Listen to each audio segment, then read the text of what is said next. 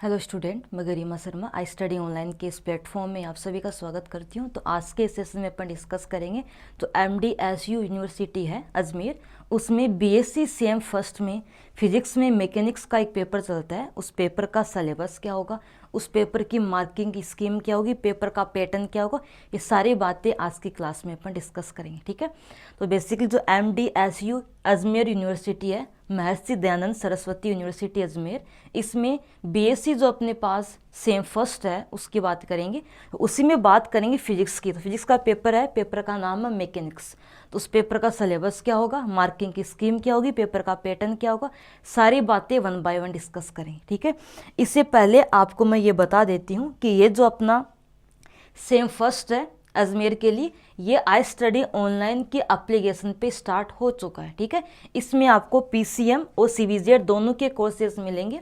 अगर आप PCM से हो तो PCM लेना, अगर आप CBZ से हो तो उसको आप सेलेक्ट करना। ठीक है, PCM में आपको फिजिक्स, केमिस्ट्री, मैथ की क्लासें मिलेगी और CBZ में केमिस्ट्री, बॉटनी एंड जूलॉजी की क्लासें मिलेगी। ठीक है, अगर आपका मीडियम जो भी हो, हिंदी इंग्लिश दोनों मीडियम में अलग अलग क्लास से अलग अलग कोर्सेज अवेलेबल हैं, तो आप वहाँ से इनरोल कर सकते हो। ओके, एंड यहाँ पे आपको जो आपकी क्लासें होगी पर डे की आपको 3 क्लासें मिलेगी, फिजिक्स, केमिस्ट्री, मैथ की, अगर आप PCM से हो। ठीक है, इन क्लासों में आपको साथ में नोट्स भी लिखवाए जाएंगे।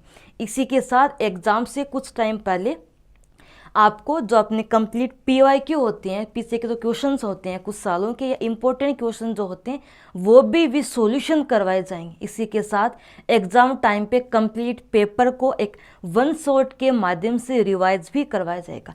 पूरा सिलेबस आपका एग्जाम से 1 मंथ पहले करवा दिया जाएगा। ठीक है, तो ये सारी बातें अगर आपने इनरोल नहीं किया तो यहाँ पे इनरोल कर सकते हो। ओके, किसी भी स्टूडेंट को कोई भी क्यूरी हो तो जो हेल्पलाइन नंबर है वहाँ पे आप अपना क्यूरी पूछ लेना। ठीक है, अब बात करते हैं अपन अपने सिलेबस की एंड मार्किंग स्कीम की। तो सबसे पहले अपन ये बात कर लेते हैं कि इसकी मार्किंग की स्कीम क्या होगी।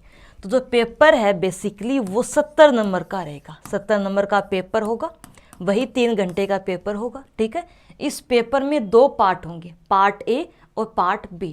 तो पार्ट A जो होता है उसमें टोटल 10 क्वेश्चन होंगे। पार्ट A में टोटल 10 क्वेश्चन होंगे। एक क्वेश्चन 2 नंबर का, तो पार्ट A कितने नंबर का होगा, 20 नंबर का होगा। पार्ट A में टोटल 10 क्वेश्चन होंगे, एक क्वेश्चन 2 नंबर का, तो पार्ट A टोटल 20 नंबर का होगा। ठीक है, पार्ट B की बात करेंगे। अब पार्ट B में क्या होता है, पार्ट B के अंदर आपको मिलेंगे टोटल 10 क्वेश्चन, और इन 10 क्वेश्चन में से आपको क्या करना है, ओनली फॉर 5 क्वेश्चन करने हैं। ठीक है, पार्ट जो अपने पास B है इसमें मिलेंगे आपको टोटल 10 क्वेश्चन। क्या मिलेंगे, 10 क्वेश्चन मिलेंगे, और 10 में से आपको 5 क्वेश्चन ही अटेम्प्ट करने हैं। एक क्वेश्चन होगा 10 नंबर का, देन जो अपना पार्ट B है वो होगा बेसिकली 50 मार्क्स का। ठीक है, तो पार्ट A 20 नंबर का, पार्ट A में 10 क्वेश्चन, एक क्वेश्चन 2 नंबर का, सारे क्वेश्चन करने हैं 10 के 10। तो पार्ट A 20 नंबर का होगा। पार्ट B में बेसिकली आपके पास 10 क्वेश्चन होंगे, 10 में से 5 अटेम्प्ट करने, एक क्वेश्चन 10 नंबर का, तो पार्ट B कितना होगा, 20 नंबर का होगा। तो यह आपके पास पेपर का पैटर्न और मार्किंग की स्कीम है। अब बात कर लेते हैं सिलेबस की। तो टोटल मैकेनिक्स में 3 यूनिट है, इनमें कौन कौन से चैप्टर इंक्लूडेड हैं सारी बातें कर लेते हैं। देखिए ध्यान से, सबसे पहले बात करते हैं फर्स्ट यूनिट की। इसमें एक तो चैप्टर है फ्रेम ऑफ रेफरेंस, उसमें डिस्कस करेंगे सारी बातें, इनर से फ्रेम, नॉन इनर्शियल, ये सारी चीज़ें। ठीक है, तो एक तो अपने पास क्या है, एक तो अपना चैप्टर है फ्रेम ऑफ रेफरेंस, निर्देश तंत्र, एक तो ये चैप्टर है। एक चैप्टर यूनिट फर्स्ट के अंदर है और वो बेसिकली है सेंट्रीफ्यूगल एक्सेलरेशन से रिलेटेड है, और चैप्टर का नाम अपने पास क्या है, मोशन ऑफ रिलेटिव अर्थ, जो अर्थ का रिलेटिव मोशन होगा वो अपने पास है। ठीक है, तो यहाँ पे सेकेंड चैप्टर है।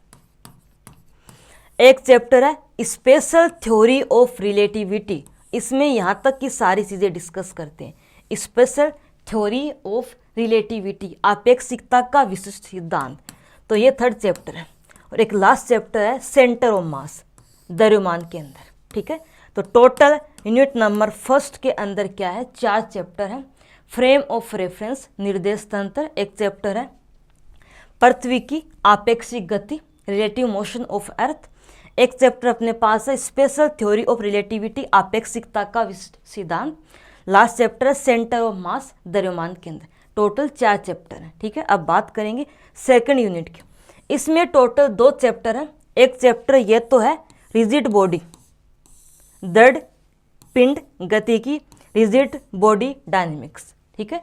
एक चैप्टर है इलास्टिसिटी, प्रत्यास्थता। तो इसमें टोटल 2 चैप्टर है, इलास्टिसिटी प्रत्यास्थता एंड एक रिजिड बॉडी डायनेमिक्स। अब बात करेंगे थर्ड यूनिट की। इसमें एक तो अपना चैप्टर है simple harmonic motion, chapter number 7 simple harmonic motion, ठीक है।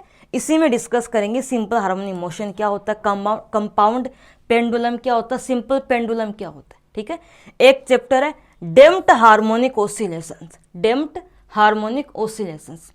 एक चैप्टर आपके पास है ड्रिवन हार्मोनिक ऑसिलेशन। चैप्टर बड़े नहीं है, छोटे चैप्टर है, ठीक है। एक तो सिंपल हार्मोनिक ऑसिलेशंस, एक डेम्प्ड हार्मोनिक ऑसिलेशंस मतलब सरल आवर्त गति, एक है डेम्प्ड हार्मोनिक ऑसिलेशंस अवमंदित आवर्ती गति। एक आपके पास है ड्रिवन हार्मोनिक ऑसिलेशन, ठीक है। और ये इसको क्या बोलते हैं, चालित आवर्ती गति।